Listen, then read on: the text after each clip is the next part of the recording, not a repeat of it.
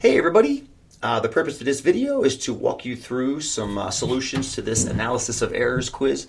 I know we talk about them all the time in class, but this was just a way of kind of having you guys explore it yourself as well. So it involved a spreadsheet, which I have open down here as well.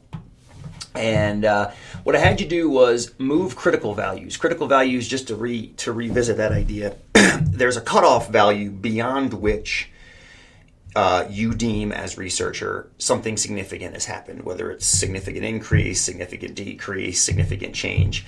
So somewhere in there's what's called a critical value. So I'm going to open up the spreadsheet real quick, and here it is. So this green line right here represents the critical value. And so suppose, for example, just for real quick, I'm going to slide this curve out of the way, get it out of the way completely. If this is your null hypothesis curve right here with 0 in the middle, any data that lands to the right, in this case, of the critical value is going to be called significantly different and significantly larger in this case. Excuse me. But a significant, if you will, percentage. Anything to the left is considered to be completely normally acceptable within this curve. So you have a choice of where to put that critical value. You can put it left, you can put it right, and the point of this quiz was to kind of explore those differences. So, real quick, pop the quiz back up.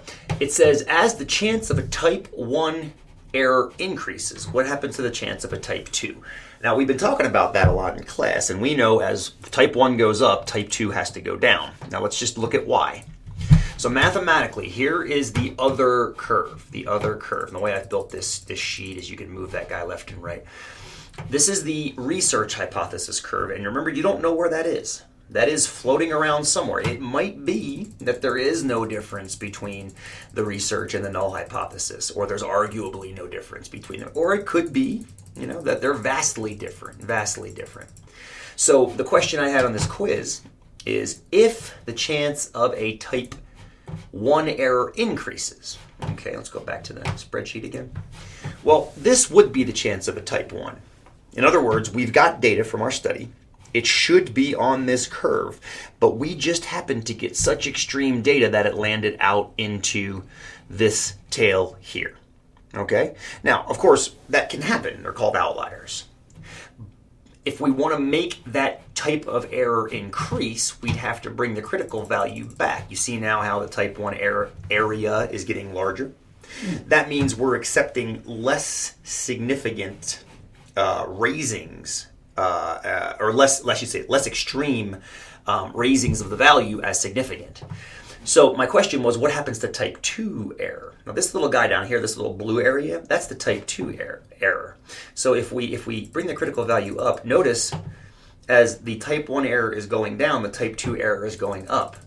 Conversely, as type 1 error goes up, type 2 error has to go down. Now I hope that makes sense, because a type 1 error is we belong on this curve, but we say we don't.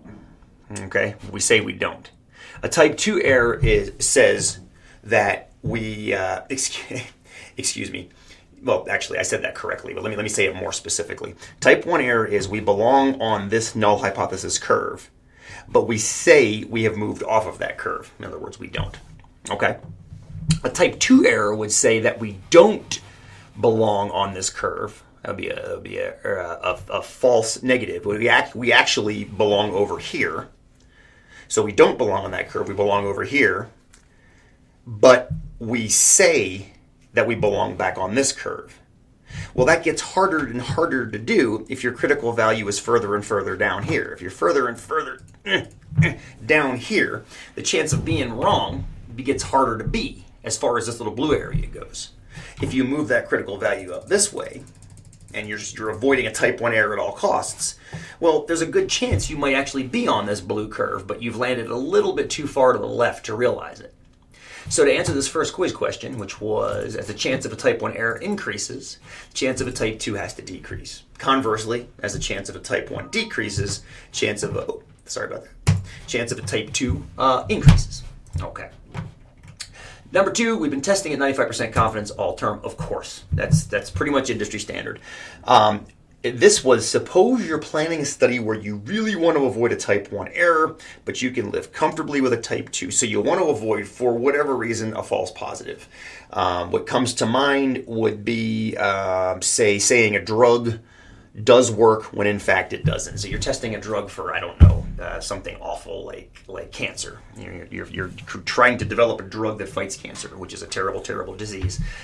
You want to make sure you don't put a false positive out. And a false positive in that case would be, we made a drug, it fights cancer, but actually it doesn't. Okay? You can live with type 2. Type 2 is fine. That's the back to the drawing board type, that's a back to the drawing board type of error where, well, the drug doesn't work, go back and look at it again, and maybe looking at it again, you realize the type 2. So you could totally live with a type 2.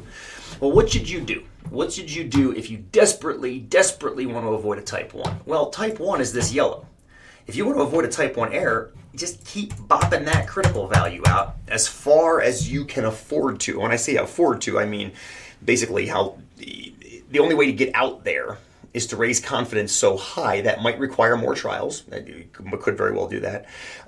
So afford to financially, afford to temporally, afford to statistically. Increase your confidence. 95% standard, you might want to raise your confidence even higher and talk about it in your research study. So that's if you want to avoid a type 1. Next question is, what if you want to avoid a type 2? Well, if you want to avoid a type 2, let me think of an example of that. That's a false negative. That might be something like, okay, same idea, testing a drug, but you're reporting on the side effects of a drug. So suppose you've developed a new drug that does something slightly better than its competition. So let's suppose it is a circulatory drug for stroke patients or something like that. So you're developing a drug that increases circulation in stroke patients or something like that. I have no idea what you would be doing. A type 2 error might be very desirable to avoid if you're talking about the side effects of that drug. In other words, suppose one of the side effects of this drug would be splitting headaches or migraines. Well, type 2 error would be saying the drug doesn't make you have migraines or splitting headaches any more than its competition, but in fact it does. So if you really want to avoid a type 2, but you can live with a type 1, which would be a cry wolf kind of thing, what should you do before you start? Well, exactly the opposite. You want to lower confidence. You want to lower that confidence, because remember, as you lower confidence, you increase the chance of a type 1, but that type 2 shrinks away. That type 2 shrinks away. Cool. Now, again, I'll say it one more time here. In class, we always use 95% for a simple reason. It's pretty industry standard, but that doesn't mean you always have to in the real world. All right. Place your critical value somewhere to the right of 0. I think we're already there. Let me take a look. We are. We see visible areas. I'll put it over here. And then I'll do this. There, we see visible areas, right? Type 1, type 2. Beautiful. And then it asks, adjust the difference in mean, so the research mean, that blue curve, moves away from and then toward the null mean. So check out what happens when we do that. Okay, notice type 1 error is staying exactly the same, but as the means get closer, type 2 error gets larger. As the means get further away, type 2 error gets smaller, and I believe those are the questions. As the difference increases, the chance of a type 1 error stays exactly the same. The type 1 error doesn't really care about the other mean. It's only measuring against the null hypothesis, which is non-moving. The chance of a type 2 error decreases. As the difference increases, the curves are getting further apart. The chance of a type 2 error decreases. Now think about this. Think about why. Okay, think about why. If these curves are really far apart, okay, really far. I'm using that very ambiguously, not ambiguously, but vaguely. Very far. I'll let you define what very far apart is. If this curve is so far away from this curve, it stands to reason, logically, that we should get data that's closer to this curve if it actually is where the data should be. It's harder and harder to be on this curve if, for example, this curve gets further and further away from the null curve. So that chance of a type 1 error should be getting smaller. If the difference in the means is great, it should be easy to see that difference. That's what we're getting at here in theory. And last but not least, there's one legitimate way to minimize both kinds of errors as much as possible, and that always will be forever and ever.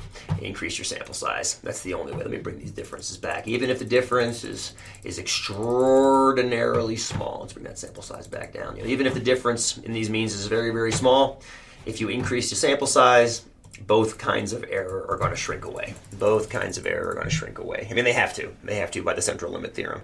That's not to say this difference is practically significant. It is statistically significant, and we've talked about that before in class as well. So I hope this little quiz gave you a hand getting some solutions for the errors quiz, and we'll catch you in class. We'll deal with it again. Bye.